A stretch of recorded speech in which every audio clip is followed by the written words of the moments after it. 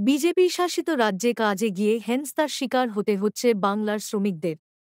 বাংলায় কথা বলার অপরাধে বাংলাদেশি বলে দাগিয়ে সেই দেশে পাঠিয়ে দেওয়ার ঘটনাও ঘটছে।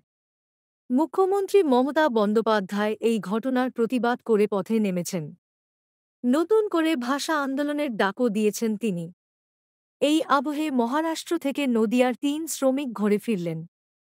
বাংলাদেশি সন্দেহে তাঁদেরও পাকড়াও করা হয়েছিল সেই রাজ্যে।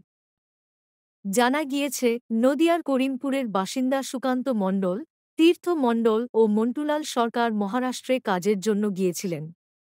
পুনে এলাকায় তাঁরা সেন্টারিংয়ের কাজ করছিলেন। বাঙালি হওয়ায় তাঁরা নিজেদের মধ্যে বাংলাতেই কথাবার্তা বলেন সেখানে। আর সেই বাংলা ভাষায় কথা বলাই যেন কাল হল। গত ২৪ তারিখ তাঁদের আস্তানায় হানা দেন পুনের ক্রাইম ব্রাঞ্চের আধিকারিকরা।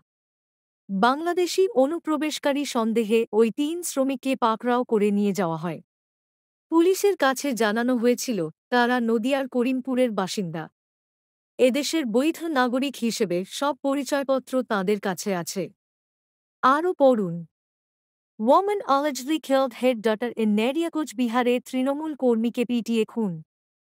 নেপথ্যে রাজনীতি নাকি ব্যক্তিগত শত্রুতা? রেলে চাকরির স্বপ্ন যেন দুঃস্বপ্ন। বাবা-মার মুখে ভাত তুল দিতে ট্রেনে ঝুড়িভাজা বিক্রি হাবড়ার ছাত্রের। অ্যাডভার্টাইজমেন্ট। পুনের পুলিশের থেকে করিমপুর থানার পুলিশের সঙ্গে যোগাযোগ করা হয়। করিমপুর থানার পুলিশ ওই ৩ পরিবারের সঙ্গে দ্রুত যোগাযোগ করে। ওই ৩ শ্রমিকের পরিচয়পত্র, নথি পরিবারের থেকে নিয়ে পুনেতে পাঠানো হয়। বাংলাদেশি সন্দেহে পাকড়াওয়ের ঘটনা জানতে পেরে প্রবল দুশ্চিন্তায় পড়েছিল শ্রমিকদের পরিবারের সদস্যরা। আতঙ্কিত হয়ে থাকেন পরিজনরা।